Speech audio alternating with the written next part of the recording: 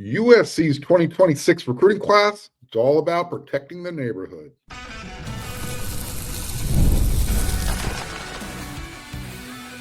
You are Locked On USC, your daily podcast on the USC Trojans, part of the Locked On Podcast Network, your team every day. Fight on, everyone. I am your host, Mark Holkin, and thank you for making Locked On USC. It's part of the Locked On Network, your first listen every day. Whether you're watching the show on YouTube, you can download this podcast anywhere, and it's always going to be free. And I am always going to appreciate your support. Today's episode is brought to you by Game Time. Download the Game Time app, create an account, and use code LOCKEDONCollege for $20 off your first purchase. USC's Junior Day that they held this past weekend on Saturday was all about California, all about Southern California in particular.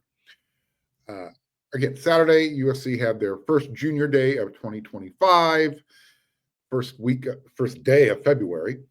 It was like a block party. It was a community relations gathering, if you will. The Trojans coaching staff, what they did is they entertained some of the best athletes in the country, but the emphasis was really heavy on the kids from the neighborhood, the guys from California, Southern California in particular.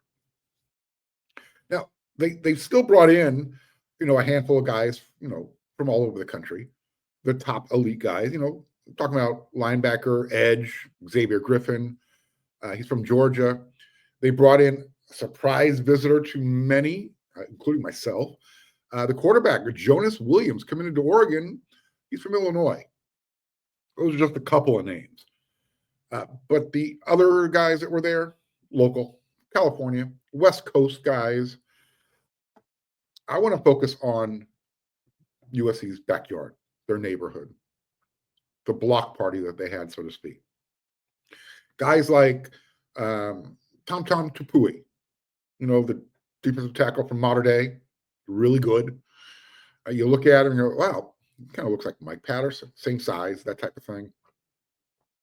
Just low center of gravity, hole fillers. When you have a guy like Tom showing up on USC's campus, others are going to notice. Including, I'll say this, including some of those guys that, may have left Southern California to go to other schools. They're like, oh, wow, look who was taking a visit to USC. So if those guys are noticing, I guarantee you, so are the young men, the kids that are in Southern California for the class of 2026 and beyond. They're taking notice that, oh, wow, Tom, he's coming to Oregon, but he's now going to USC. He's on their campus. He's interested. And if we're being honest, USC's Southern California linebacker recruiting lately hadn't been good. They lost Kingston Biliamuasa to Notre Dame. They lost Madden Faremo to Notre Dame.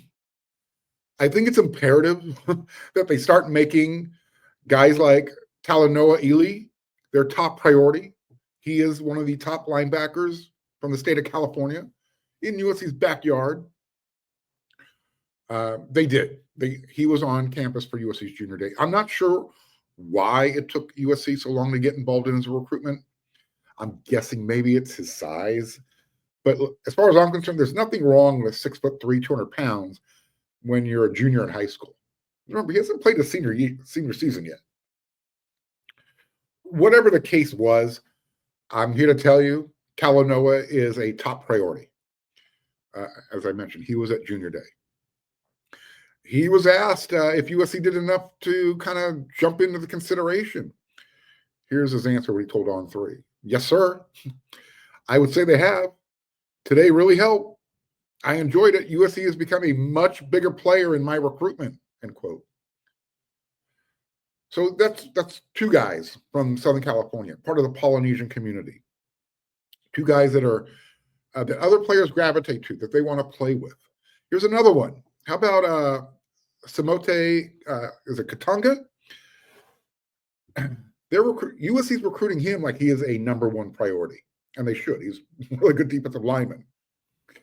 You want to keep him away from Notre Dame and Ohio State and Georgia and that piggy bank school, Oregon. All of them are after him. If you look at the On3 database, it looks like it's going to be an SC versus Notre Dame battle. But you start early, you get him on campus, you create that enthusiasm, you stay on top of it, you make him feel welcome, like he's part of the family, and then you get the ball rolling. He's been on campus before, and he loves what Coach Sean Noah and what Coach Eric Henderson, what Henny are doing. He loves what they both can do for his development. This is what he told On3. The visits were great. I love the atmosphere. It's a great environment, the culture, the staff. I think what excites me the most about the opportunity to play at USC is the chance to bring USC back to a national title and the way I can be versatile on the defensive line. I have a great relationship with Coach Sean Noah and Coach Henny. They make me feel like a priority every time I visit with my family, close quote. That all sounds good. This is the part that the part about the chance to play for USC and bring back USC to the national championship discussion, that excites him. That should excite Trojan fans. And let me tell you why. Not only is USC recruiting locally, heavy emphasis on the local backyard guys. And, you know, that the optics since Lincoln Riley's been the head coach he's been ignoring them. I know that's what people think. It's not necessarily the case. But again, USC focusing on the guys who are local, rounding up the kids from the neighborhood. And it's when you listen to these young men, it almost sounds like the circle of life has come full circle. The guys, they want to stay home now. They want to protect the hood. And that's the way it's supposed to be. Staying home, putting on the cardinal and gold colors, playing for USC. And if you might have noticed here, I've really been talking about the Polynesian players. USC has, they are everywhere in Southern California. And there's no reason why USC shouldn't be getting the best of Southern California, period. End of story. So I've been gathering some intel, hitting up my poly sources. They're a really close-knit community. They look out for each other. They all know everybody. And let me tell you, the overarching response has been this so far. And this is just from, spending a few hours on USC's campus Saturday. We were made to feel welcome. It felt like a family get-together. Loved the atmosphere. The staff spoke to each person individually. And then when they were done talking to them, they took that individual and they introduced them to somebody else. It was literally, hey, family, everybody, let's get together. They were generating that enthusiasm, getting guys that want to play with each other at USC. So again, when you have guys like Tom and Talanoa and Simite, who are, again, the top of USC's recruiting board, you get them loving USC, those guys are going to help spread the love. You want those guys, be doing the heavy lifting, doing the dirty work. They're going to tell their friends and their teammates, hey, stay home. Come play with me at USC. One person told me this, said, Mark, those guys will be the movers and the shakers for USC's class. That's how important they are. Not just because of their talent, because of what they can do as being a magnet, attracting other guys who want to play with them. So there you go. You have the neighborhood gang defending their turf, circling the wagons. I think California has enough players in 2026 cycle to fill all of USC's needs. It's a great class for offensive and defensive linemen. On that note, Vlad Diakonov, the offensive tackle up there at Folsom, Ryder's, blindside. Ryder Lyons, the quarterback, class of 2026. He got a prediction that he'll end up being a USC Trojan. Vance Spafford, the wide receiver from Mission Viejo. Like, tell me, he's not the perfect guy to say, all right, we need you right now. You can come in and be ready to take over for Mekhi Lemon. We know California is loaded at defensive back. So you have all those spots that you can fill from. And then USC can, go grab future NFL draft picks from across the country. Xavier Griffin, Jonas Williams. Maybe you find another defensive lineman or an offensive lineman somewhere out there. But USC can fill a championship level roster from the state of California, and then they can supplement with guys from across the country. They're getting closer to getting back to that. I'm going to talk more about USC's Junior Day throughout the week, but I wanted to start getting some feedback out to you, show you where they're making progress and why it's so important. All right, next segment, as you can see on the rundown there, we're going to talk about USC's 2025 All-Americans. Do they have any?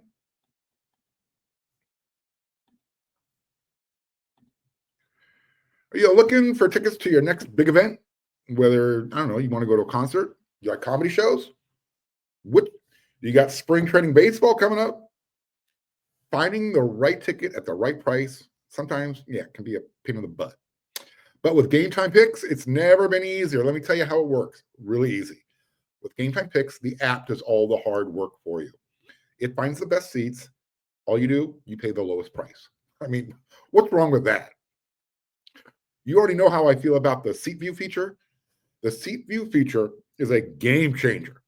Before you even hit that buy button, you can see exactly what your seat will look like in the venue. And here's the best part. You're covered with Game Time's lowest price guarantee. If you find a better deal somewhere else, I already told you how many times, they refund you 110% of the difference. Ready to make your next event even better? Download the Game Time app, create an account, and use code LOCKEDONCollege for $20 off your first purchase. Terms are going to apply. Again, use code LOCKEDONCollege for $20 off. Download Game Time today. Last minute tickets, lowest price guaranteed.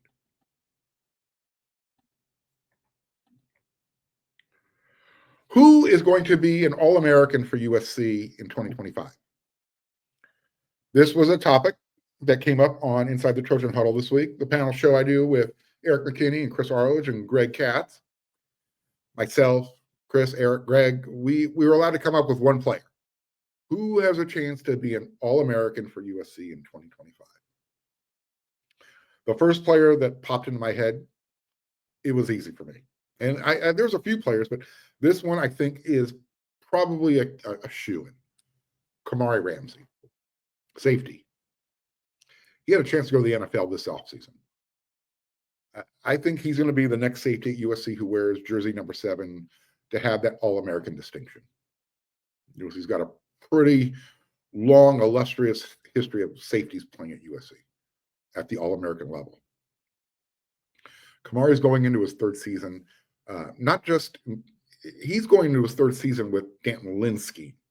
That's huge. It's almost like he knows it by like the back of his hand now.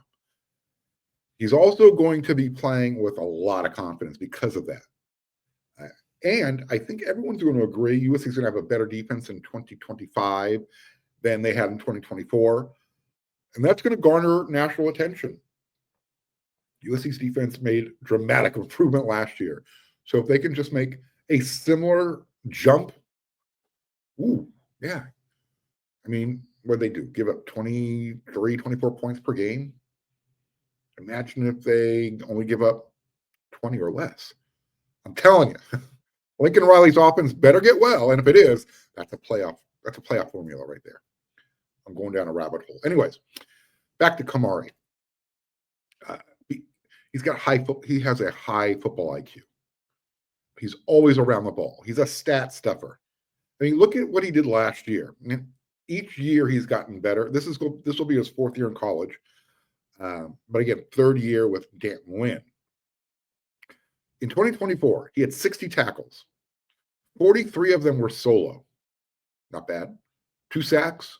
He forced 2 fumbles. He had an interception.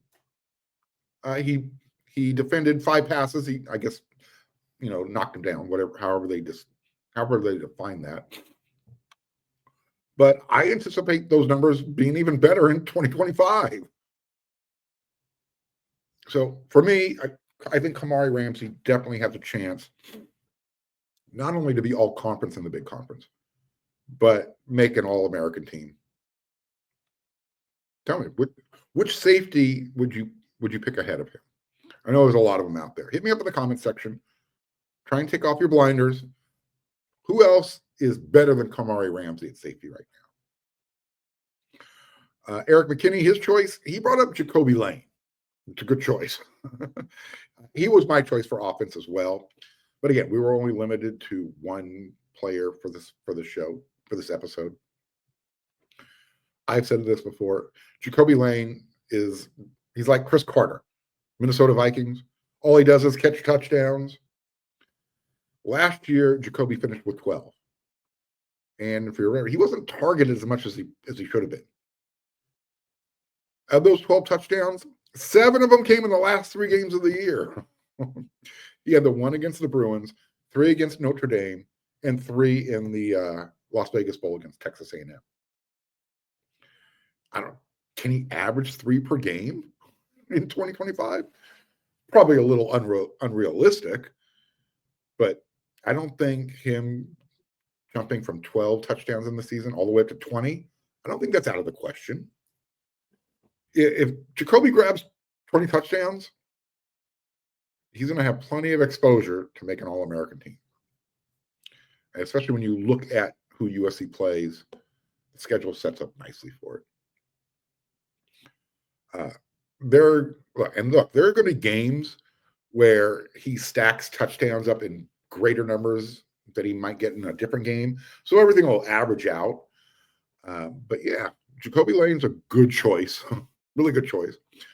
Ohio State's going to have wide receivers. Alabama's got their young man. There are guys out there, but Jacoby would be a good choice. What about Mekhi Lemon? Why not, right? He'll have a chance not only to catch passes, but we know he is a prolific punt returner. We know he's an even better kickoff returner. So he's going to stack up, all-purpose yards. It's me knocking on wood, making sure that happens. And I'll tell you what, I don't think it's out of the realm that he could be per game, catch 100 yards. 100 yards per game. He's one of those yards after catch guys. You throw him a 10-yard, 15-yard slant, he turns that into a 25, 30-yard reception. Sure. Who else has a chance to be an All-American for USC?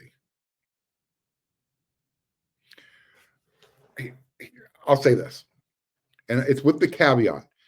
If Eric Gentry can play in 11 of the 12 regular season games, he's got a really good chance. He is an issue to deal with on USC's defense. Opposing offensive coordinators, play callers, they see that guy out there going, all right, you have to account for where he is on the field because he's so unique. You can line him up at linebacker. You can line him up on the edge. You can get him up close to the line of scrimmage in the middle if you want to, show a blitz. And then you could, if he has that speed and the ability to cover ground with his long strides as well. Again, you can line him up close to the line of scrimmage, and then you can drop him into zone pass coverage.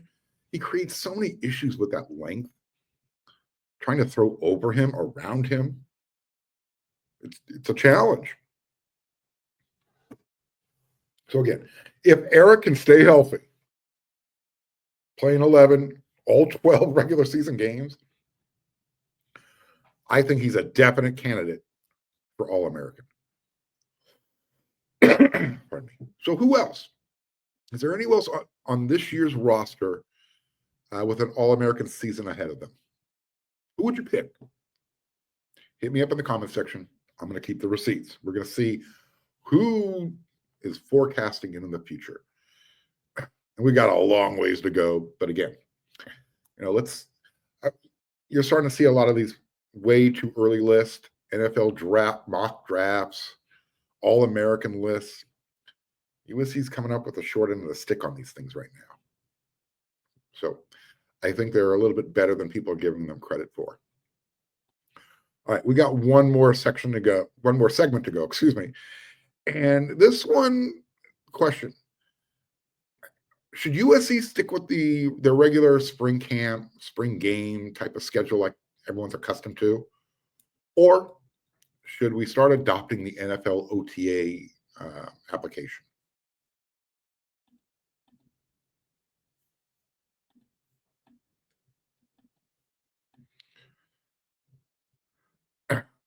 Have you heard? And the reason why I'm bringing up this question about spring camp versus NFL OTA styles, have you heard that Matt Rule, Nebraska's head coach, is considering canceling their spring game? He's already floated it publicly, and it can happen. It's a real possibility. The Nebraska spring game, one of the best attended in the country. I mean, those guys, they'll get 60,000 fans for a spring game. They make money off of this thing. It's a revenue producer. This is why Coach Rule's considering canceling it. He's tired of the way the transfer portal is being manipulated. You can't prove tampering, but it's happening. We saw Boise State call out Oregon specifically for it already. Coach Rule said this: the word tampering doesn't exist anymore. It's just an absolute free, open market. I don't necessarily want to open it up to the outside world and have people watch our guys and say, hey, he looks like a pretty good player. Let's go get him. I dealt with a lot of people offering our players a lot of opportunities after that. To go out and bring in a bunch of new players and showcase them for all the other schools to watch doesn't make a lot of sense to me, end quote. So what Coach Rule was doing was he said he was exposing his players to other schools, and to him that was more of a concern than the actual risk of an injury in the spring game. Do you believe him? Do you agree with him? He continued, guys are being compensated now, and you're putting money behind some people. There's a whole other set of parameters. Yet at the same time, you have to get good. Honestly, to me, it's about protecting the roster and protecting through that portal period. So spring games today, especially at bigger schools like USC, Nebraska, I don't think anybody would disagree. They get a lot more media exposure than some of the smaller programs, the lesser programs. Spring games now are on ESPN. They're on FS1. They're on the Big Ten Network, the SEC Network, the ACC Network. Every spring game is actually televised, it seems like. And don't think those games aren't being scouted. And that's what causes Coach Rule's concern. Someone will show out in the spring game. Another team has a need. Hey, let's get word to that player who might be trying to fight for playing time at Nebraska or USC. Let's get them interested in coming to our program where we have a need for them. So I'm going to ask, what if USC decides to forego the spring game and spring camp altogether? And what if they decide, let's get on the NFL's OTA model? So what is the purpose of spring camp, spring football? For the players, spring's the time to refine your technique, get better, show improvement, gain that momentum going into fall camp. Make sure you caught the coach's eyes. The coaches, what they're using spring camp to kind of experiment a little bit with the roster, see which players play best with each other, trying to find, which guys have the best chemistry. You're looking for the strength, the weaknesses of your team. Spring camp, you get 34 days to squeeze in. I'm not sure. I can't remember the exact number of practices, but you're only allowed 12 contact practices, and you have to wait to go through 3 acclimation periods before you can actually have any type of contact. Now, as opposed to the NFL, they hold their draft in the spring, in April, and then the teams set up OTAs. Their OTAs are organized team practice activities. And they're done in 3 phases. So phase 1 is what they call, is set aside for team meetings, conditioning, physical rehab. So I asked this question: is there anything wrong with a longer conditioning phase, and then folding in those team meetings for the first couple of weeks of USC's spring camp? I was using finger quotes if you're listening to the show and not watching it. Phase 2 of OTAs, that's where you set aside, all right, you break down into your position groups. You do those individual work, the individual work, the one-on-ones, the group drills. Use a week of that to focus on your position groups. And then phase 3 of OTAs, that's for your organized team practice activity. And that's, NFL teams, they're allowed to have a total of 10 days of organized team practice activity. I believe that's what the collective bargaining agreement allows for right now. But no live contact is permitted at all. So now you're protecting your players. But you have the 7-on-7 environment. You got the 9-on-7s. You get the 11-on-11s. That's permitted. So again, I ask that question: is that the way to start maybe going? College football already looks like the NFL. Let's just take it to the next level. And that's another way of protecting your roster from the transfer portal, as well as as well as protecting players, exposing them to injuries. And I'm asking this to the USC fans because USC, when they hold their spring game, it's your only opportunity to see them up close and personal. I get it. But maybe if you switch over to the OTA NFL style, you can open up a couple of days, maybe 1 or 2 days during when teams are doing the position stuff. And then when they actually go into the 7-on-7, 11-on-11 type of stuff. What are your thoughts? What do you think? You take in all the different variables. Players are getting paid. You want to keep them as, protect them from injuries as much as possible. You obviously don't want to catch the eye of other programs who are going to use your spring game and scout players. Makes a lot of sense. Tell me what you think. Hit me up in the comment section, and we'll talk about it. We'll see, if you guys give me some good arguments. No, Mark, keep the spring game. Got to do it. Let's convince me. I'm not saying I'm for the OTAs versus spring camp, but make the argument. Let's have a discussion. All right, that's it for this episode of Locked on USC. I'll be back again tomorrow, another episode, 5 times a week. We are, in fact, the next episode we do, I'm trying to think. Wednesday is February signing day. You're watching this episode on Tuesday. We might be talking about who USC is finalizing the 2025 class with. So until then, everyone, you know what to do.